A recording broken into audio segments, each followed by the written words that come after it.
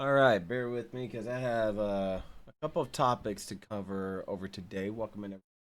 This is episode 3 from one thing to another. It is still the most random podcast and segments you're ever going to find.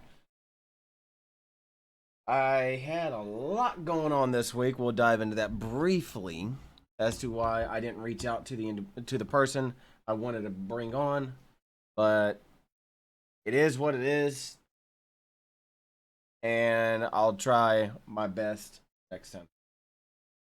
So sit back, relax, grab some popcorn, and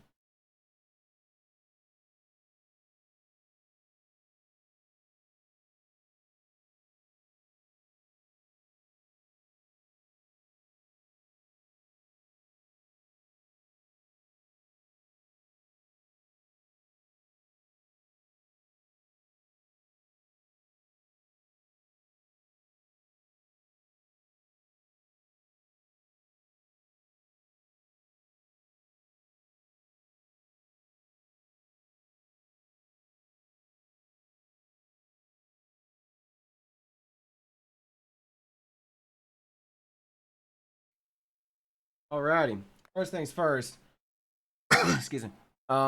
This has been kind of like an interesting week, and I know you can see OBS over here. It's how I keep. For those who are listening on Spotify, I have 4 monitors. The left one is always my stream. Center one is the game or what I'm working on. The one on the right is where my OBS is, and some people might be able to see that within the camera.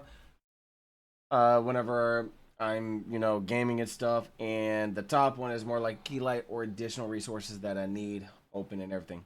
So, for those who are kind of curious on the song that I'm gonna mention, it was created by a gentleman by the name of Oliver Anthony.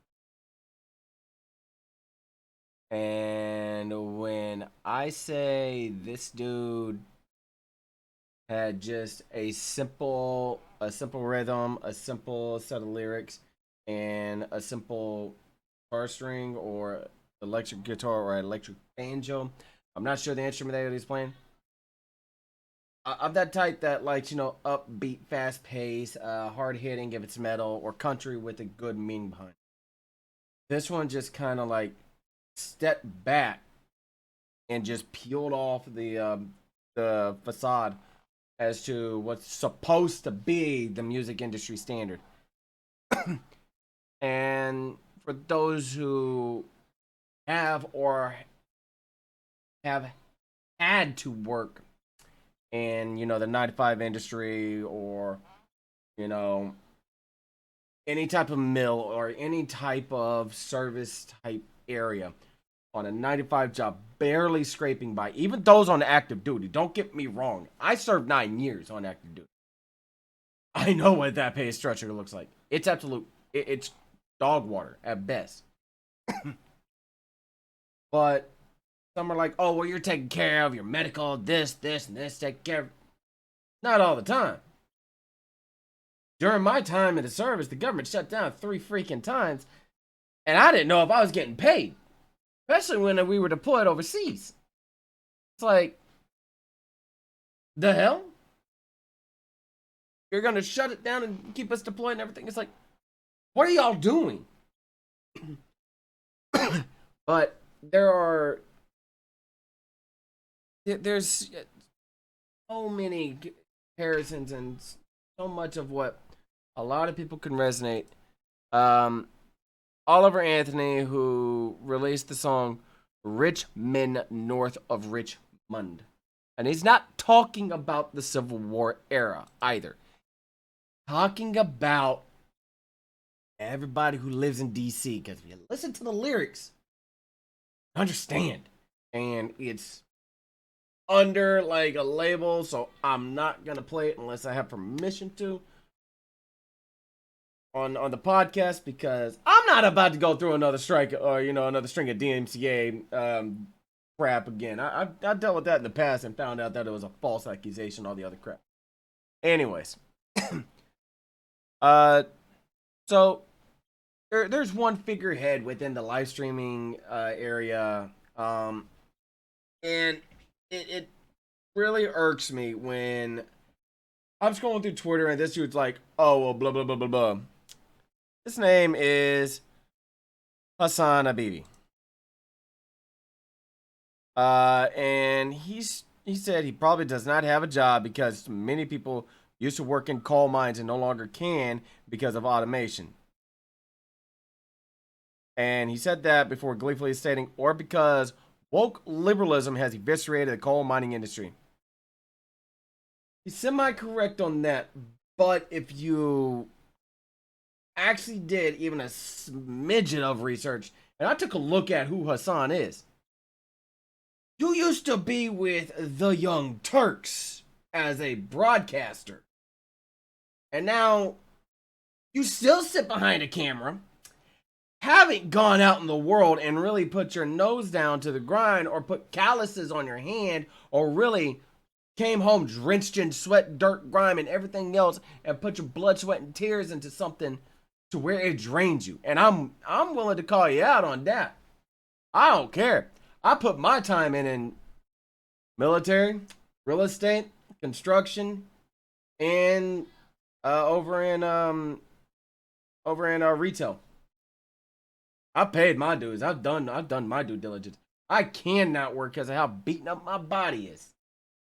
So I know he ain't gonna listen to this or anything like that or whatever. And if anybody's like, "Oh my God, somebody's talking crap out," I'm just saying, hey, I'm more than certain because of what I was able to find doing a little bit of research about him.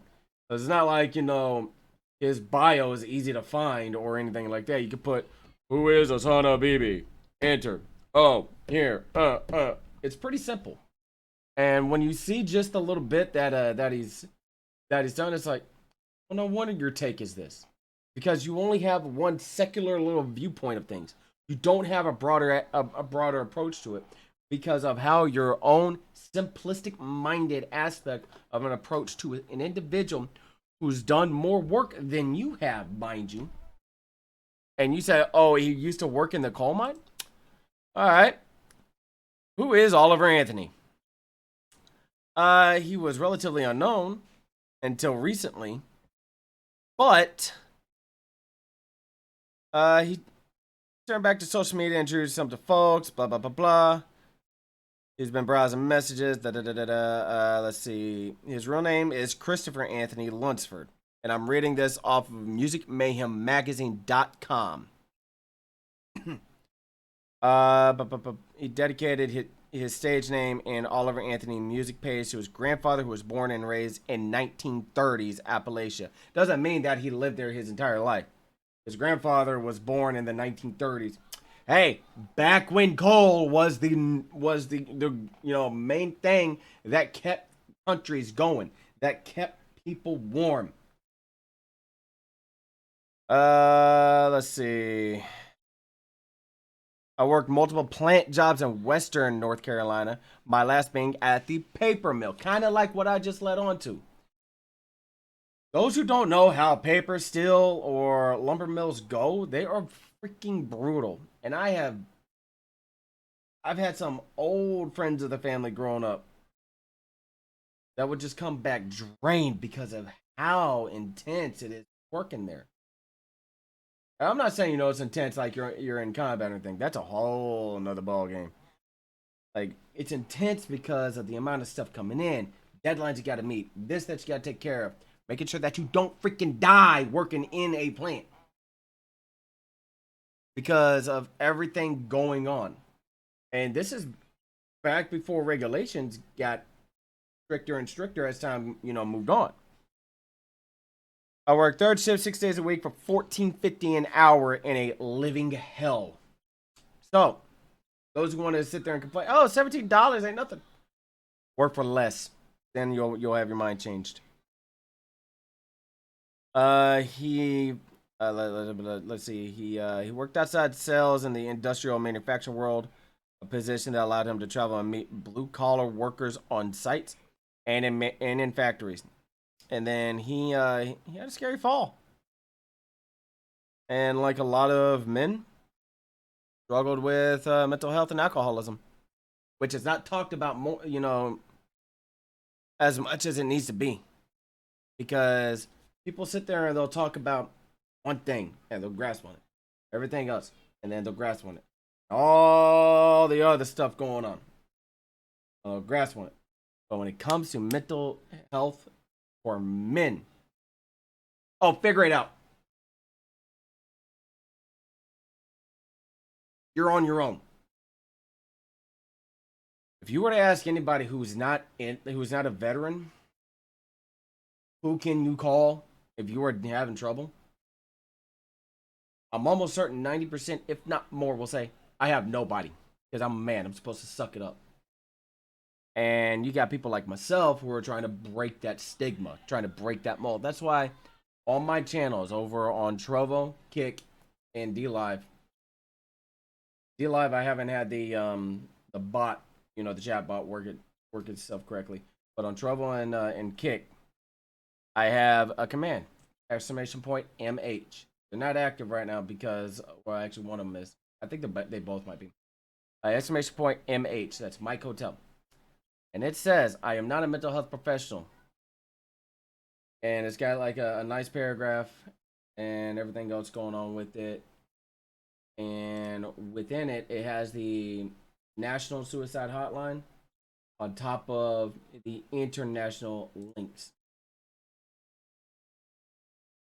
I'm not a mental health professional, but if you were having suicidal thoughts, please call the Suicide Prevention Lifeline at 1-800-273-8255 or international for a list of numbers.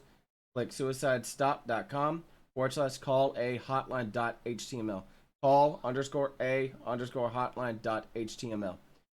If anything, talk to me. You freaking matter. Well, yeah, I go through my own stuff and, my own situation within live streaming, which is, it can be hell at times. I'm not even going to sugarcoat it. I know I have a support base I can reach out to. So I always tell people, trust me, I'm good on that. I have people I can reach out to if I'm ever having a struggle on that. But my thing is, if people are going to speak out of line for, something they know little of, let alone whenever they had a, so to speak, type of background in broadcasting and trying to be a journalist. Let's face it, if he was actually a journalist, he wouldn't be speaking the way he did. It goes to show that they don't know what they're talking about. Like, seriously. Anyways. There's always that question, hey, I see people doing this and this and this and this. How come you don't do it? Well, the reason why I don't do the most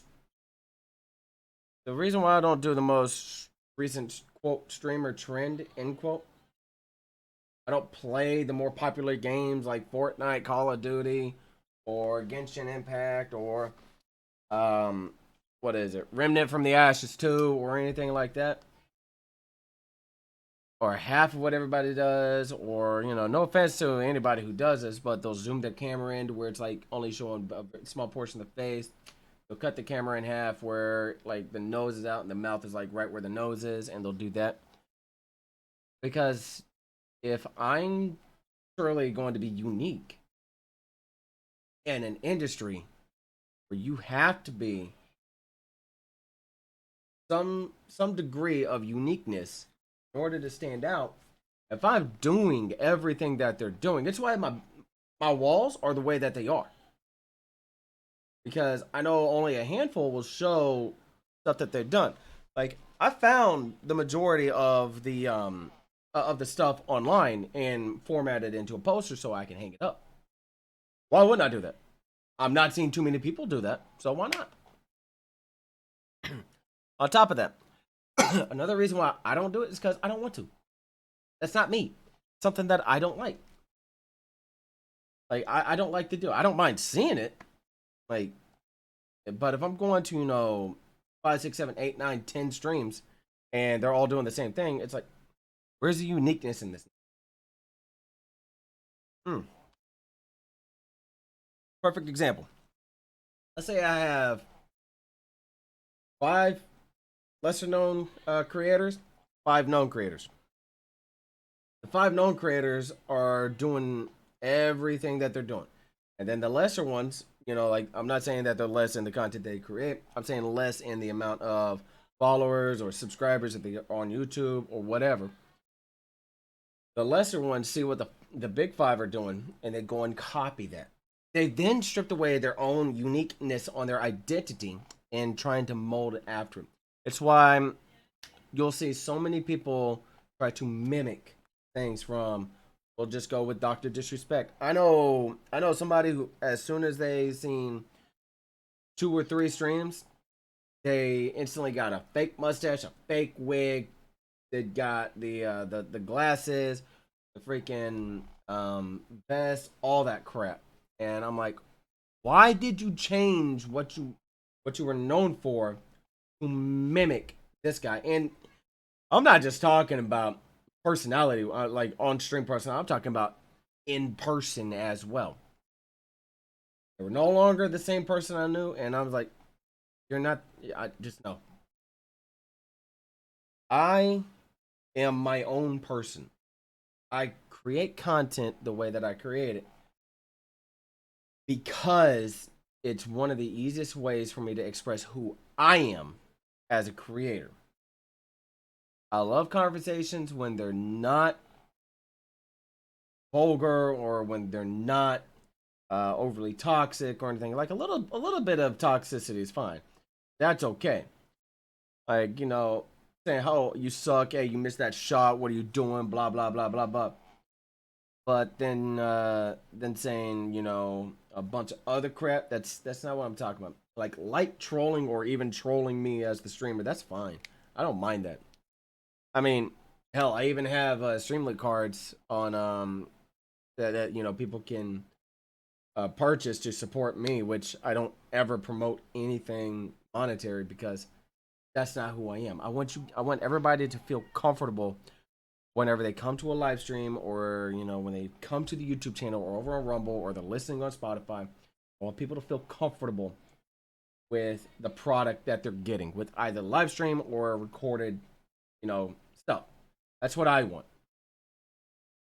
I don't want to be the next Ninja. I don't want to be the next Dr. Lupo, the next Shroud, the next Gathalion, or the next Dr. Disrespect, Tim the Tapman. All legendary creators. Do not get me wrong. All legendary creators. Hell, even Psycho Plays. Who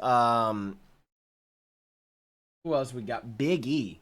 Like these guys are legendary because of the way that they create their content.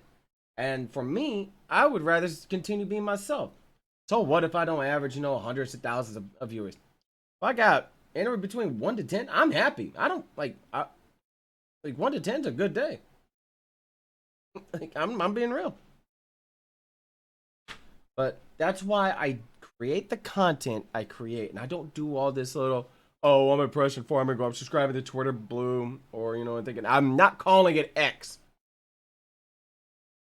I'm not. As long as it says tweet. Like if I go over to the thing, what's happening, and it says post and everything like that. That's what for, and it still says twitter.com. It will forever and always be Twitter. That's it. It's not going to be X. I'm not going to call it Zeets or Sheets or whatever you want. All the other stuff. I mean, if they rebranded to, you know, Twixer, if I left Twix or right Twix, I don't know. Maybe the caramel in the middle. But that's just me. Another topic is, you know, people ask me, "Are you really a Marine veteran?" And some will ask, you know, "Oh, show me a DD214." I don't have to show you a DD214. Simple. I can, however, answer a couple questions like, what was your MOS? When did you serve? East Coast or West Coast? What was one of your units? If you remember, who was one of your commanders? I can answer all those. When'd you get out? What was your rank? What was your pay grade? How many enlistments did you do? Or how many times did you, you know, contract, so to speak? These are all valid questions. And if I answer them, you're like, oh, I still don't believe it. Then I'm going to tell you, all right, GFY, and move on. Because I've answered your questions. Like, I can legitimately show you on a page or even pull up a picture of me at a Marine Corps ball. And if you don't believe me, that's on you. I'm telling you now, like, the questions that you ask, I'm going to answer. If you don't like the answers, I don't know what to tell you. Now, how to spot somebody who's stolen valor? If there are a live streamer and they are banning people in their chats or off the platforms just for asking a simple question. When were you active? And they state that they did some reverence of this. Kind of raises that suspicion there. So I don't know, man. It's just like one of those things where it that red flag goes off. Or if they say, "Oh, I was over here," but and then you ask, "Oh, what unit?" "Oh, that's classified." Not unless you were with the special operations unit, then that ain't classified. Like, I was deployed to Iraq and Afghanistan, 2009 to Al-Asad, Iraq, 2011 to Camp Leatherneck, Afghanistan, with the same unit, 8th Communications Battalion. That's not classified information. They are still an active unit. They haven't decommissioned the unit whatsoever. Until they're decommissioned, they will still remain active. And if they are decommissioned, that's news to me. But so far, all I know to this date, they are still an active unit. But if somebody's sitting there saying, "Oh, that's classified information," or everything else and all the other stuff and everything that goes from there, it's just one of those things where people can just sit there and they can ask the questions all day long. I can give the answers that I want to give, or I can show you proof of everything, and then you continue to still question all the other crap.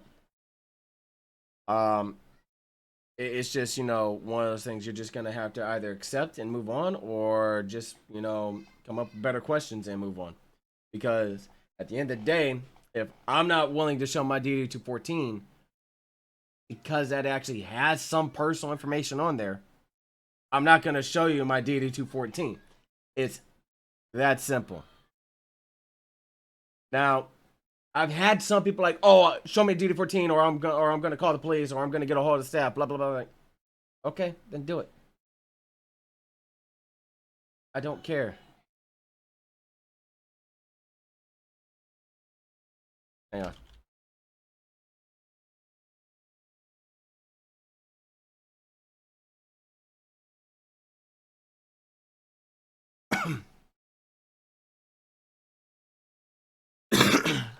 But no, like, if people ever have a question, oh, how can I, as a civilian, spot stolen valor on a live streaming site? Basic questions, like very very basic basic weapons. Yeah. All right. Words. I promise. I know how to speak sometimes.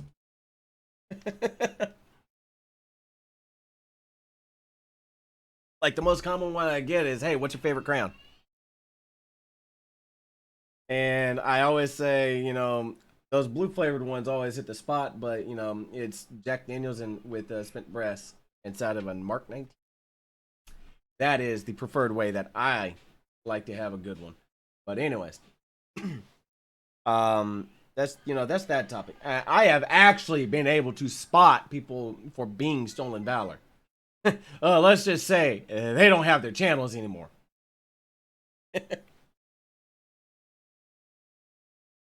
And now we move into the other area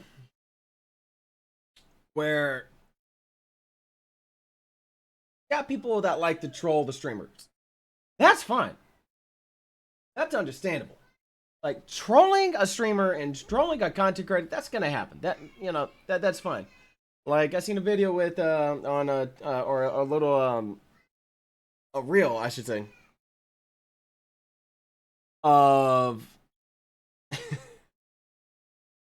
Tim the Tatman getting a tip. I don't, well, unless it's, Tim the Tatman LLC, then it is a donation. But he said, hey, with the 25, saying, you look like Brad Pitt's twin, Stu Pitt.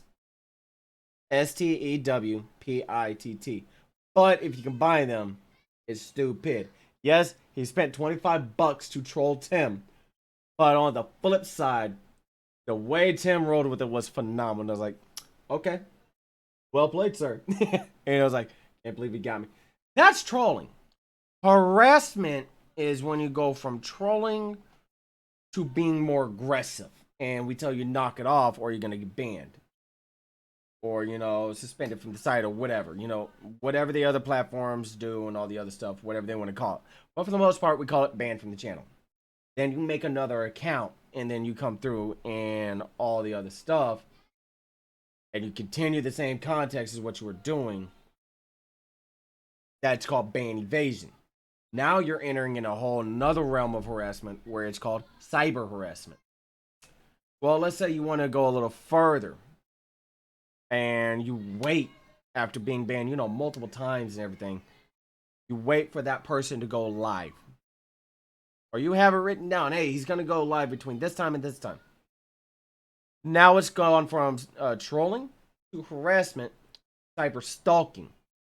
And then if you continue to make more accounts and everything else, and with all the context of the messages, that's now called cyberbullying.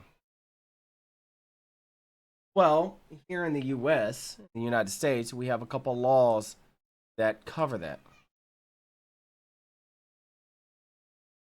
We're going to cover cyber harassment. You can easily go through. It's 18 U.S. Code Section 2261 Alpha, which prohibits the federal crime of stalking and has been amended to include online actions of harassment or online actions to harass, injure, harm, or intimidate a person. That's the context of our United States Code of Law. That's what encompasses everything. Got somebody doing that. Literally look up cyber harassment laws, scroll down a little bit, and it'll have that. Go a little further. Cyber stalking. And I'm going to read the one for my state, Texas. It is a crime under Texas criminal law. Cyber stalking is included in Texas Penal Code 33.07, where the offense of stalking is defined. Under the code, stalking is a misdemeanor offense that can be elevated to a felony in some circumstances. That's cyber stalking. Now, let's say you have your harasser and your stalker, and they're with the same entity. Your harasser turned into your cyber stalker, right? And they found some information, which your address, telephone number, your name, all the other crap, minus your social security number, your bank account, or credit card info, or all public knowledge.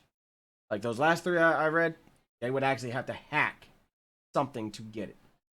Now we can move into the realm of doxing. It is a Class B misdemeanor punishable by 6 months in jail and a maximum of $2,000 fine. To post an individual's address or number on a publicly accessible website with the intent to cause harm or a threat of harm to the individual or a member of the individual's family or household. And every live chat is classified as a publicly accessible website. Because you are taking public information and putting it out to the area where you're putting it out, such as an address, a phone number, or any other personal information, trying to cause some form of discontent to that individual and harm them or threat them with anything, that is where doxing comes into play. I'm not a lawyer or a scholar of law whatsoever. I've never claimed to be. I just search what I need to search, and I'm able to find the answers I'm able to find. And it is not that hard. Very, very simple to find. Very, very effective.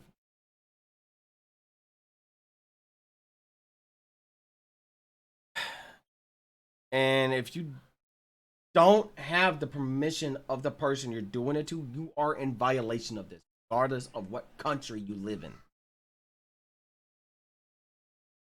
That's the bare bones of everything.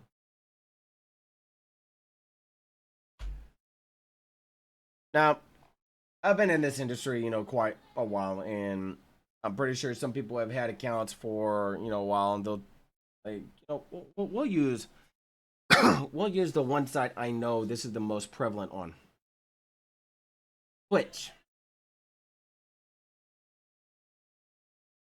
You will notice that some people will instantly have hundreds to thousands of viewers, not followers, viewers. They'll have, like, let's say 100 instantly right off the rip. Okay, if they're a very, very large creator, like, we'll say quarter mil to, a milli plus on followers. Oh, excuse me. That's normal. That's typically, normal and average for somebody their size. And then it gradually goes up. It doesn't just instantly go 100,000. No, it goes 100, 250, 300, 350, etc. It gradually increases.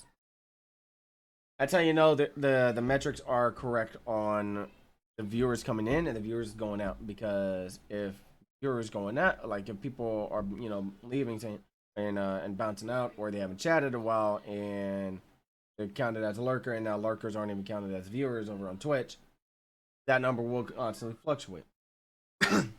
However, you have somebody that is going live, and they are at, say, let's say less than 100K. Okay, we'll keep it relatively, in the norm. Somebody at a less than 100K, and instantly, you see the number 100 plus. A couple seconds later, it jumps by like 400 or 500 and stays there without any fluctuation, which means going down, going up, going down, going up, going down, going up. And I keep my streams up for reasons. Way I know if I'm being view botted, or and targeted view botting does happen. Not gonna lie. I see the amount going fluctuating up and down. That's normal, because people will check it out, they'll leave. They'll check it out, they'll stay. It's completely up to the viewer themselves. Excuse me. But when it just instantly just shoots straight up, that's when oh, they activated their view bot. It's more or less cheating the system. And embedding, that is the biggest cheat code I've ever seen anybody use. And I'm 100% correct. I'm 100% in agreement with this with Gothalion, where embed should not factor in views, especially if you can take a look at the data traffic on a website. Let's say somebody has their own custom website. Well, in order to know about that custom website, it has to get passed around by word of mouth, or passed around by sharing the link. And if you have, let's say less than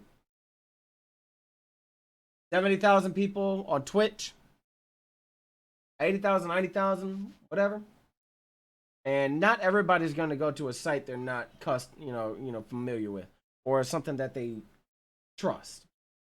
And you're embedding on that. Well, you're farming views from there. That's a cheat code in itself. Hey, I applaud you for doing it. But at the same time, if you're embedding on the site, but your analytics on the streaming site don't match up, that's saying something different there. So embedding's a little harder to explain, but view botting's pretty simplistic. All right. Two more one more topic before we dive into something that I've been wanting to say for a long time. And as I stated within the first episode 2 weeks ago, this podcast will cover everything that I see and that I feel like I want to cover, from sports to gaming to entertainment to the streaming world. content creation world, politics, you name it, I will cover it. This one covers, this one is about a person on YouTube known as IShowSpeed. If you haven't seen it, I'd advise you not to look at it. But he decided to get a little bit out of control, have his drawers down a little lower. Thank God it was blurred. But he flashed about 25,000 live viewers. And yeah. Not 2,500.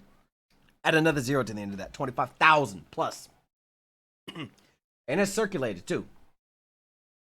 And I seen that, I'm like, you are an idiot, dude. It's like, I didn't mean to. Blah, blah, blah. You are an 18-year-old adult that acts like a child. Like, kid. Come on, man. And the thing about it is YouTube is not going to suspend his channel. So it brings up the question, will they ever have an equal playing field on their terms of service? And if I was to dive into the terms of service and I type in nudity, I guarantee you I could spot it. Matter of fact, I don't even have to because I'm almost certain it's within there. But you mean to tell me that YouTube is not going to suspend Speed whatsoever because of this or demonetize anything that he's doing? And then he tries, do some half-heartedly BS apology, live stream, or anything like that. I was like, I don't buy it, kid.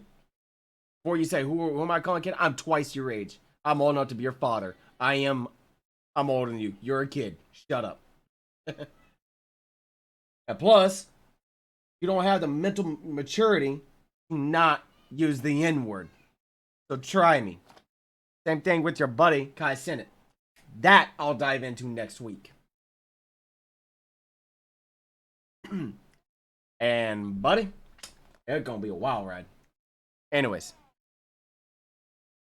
he stood up, flashed the camera, and was like, oh no, blah blah blah. Dude, you know what you were doing. You knew exactly how much traffic you were gonna get. You knew exactly how much how many impressions you're gonna get based off your name alone. People are gonna flock to your channel and sub to it and hope that you do it again so they can catch you sleeping. I don't buy the apology whatsoever. I never have, never will. Because when a streamer does something egregious, they already know what they're doing. They already know. Oh, that's not me. That's not. I'm looking at your stream. That is you. That's not my kid. I'm looking at the stream. That is you. If somebody else playing you, then you can say that. Not an actor from Hollywood, who are on strike right now, playing you. That's you. Or I never knew my influence could, do this. Yes, you do. Yes, you did. Because you already know how people act in your streams. You already know how people are going to act in your DMs. You already know how people are going to act in your Discord. You already know how people are going to react when you do something outlandish. I don't buy the BS apologies. I don't. Speaking of BS apologies, let's talk about apologies for policies from our clueless elected officials that still think that is going to work. Now, I'm not somebody that'll identify as Republican, Democrat, Independent, Libertarian, you name it. I am somebody who is a free-thinking American who makes his own judgments based on what I see. I am an American citizen who makes his own judgments. All right? Within the realm of this,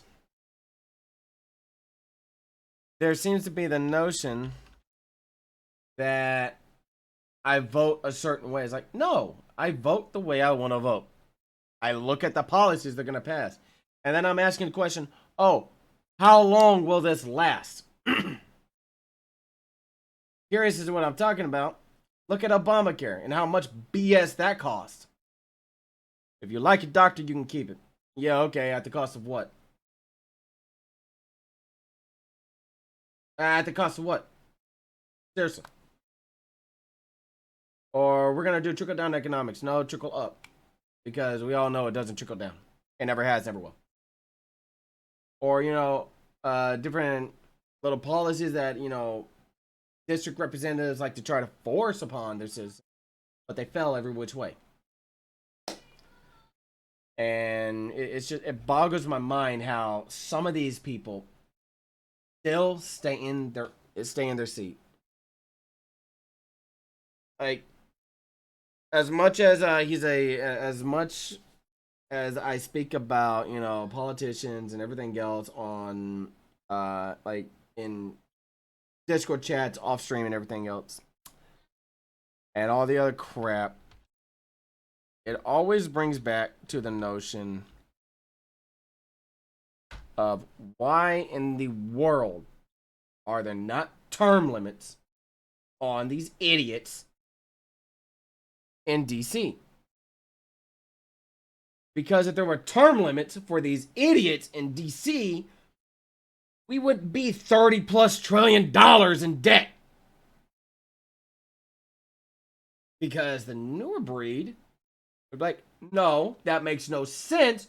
Why would I vote for this? Or let's dive a little deeper into it. Why are you wanting to push this $1 trillion budget package? Like, I don't get why there's not term limits for the majority of things. There's term limits for mayors, and there's term limits for presidents. I don't know why there's none for senators or, governors or elected officials. I don't know. But at the same time, it's just one of those things like we just live with. And until it's passed, and Ted Cruz brought up the freaking point a long time ago. You can Google Ted Cruz on term limits and it'll show you the video. Like, it makes no sense, man. I don't get it. Why? And here's why I want term limits. And honestly, I feel like as soon as they're out of the political sphere, they should immediately stop their pay on a 6-figure salary. As a senator from a U.S. senator gets around $146,000 a year. Or hold on, let me Google this real quick. Let me make sure this is right.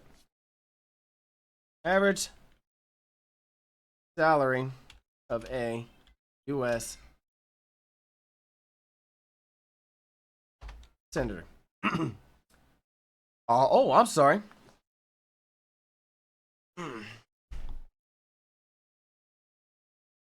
$174,000 annual. My thing is, I wouldn't put putting them on SSI. I wouldn't do. My thing is, as soon as you leave, no matter what, as soon as you leave, your security clearances are revoked. All the little insider trading goes away. All the little freebies that you get go away. If you want the Secret Service, you have to pay for it, because that goes away as well. And you have 6 months to go find employment elsewhere. Because while yes, I understand you were living comfortably on $176,000, and they're like, oh, my credit's so bad I can't get a credit card. That sounds like a you problem, not me. But as soon as they leave, and this is what we go for everybody, not just senators. Excuse me, not just senators or other politicians and all the other crap that everybody else gets. I'm talking about everybody that deals with politics, the president on down. The generals and so that when they retire, they get their pension. That's fine. That is understandable. But if they're gonna go into politics, and understand, go from there. And here's where I'll drop a name really quick before I wrap this up. Senator Lindsey Graham. He's made some inflammatory remarks about vets and how we're, quote, welfare queens, end quote. And he said, I get a congressional pension, and I have my military pension, and I'm retired. Yeah, Colonel, you're retired, but that's because you were able to do with what you were able to do with. My thing is, you should choose which one do you want to keep, your military pension or your congressional pension by the time you're in office, not double dip. That's my thing. Like, for those who retire and go into the political sphere, they double dip. Be one or the other.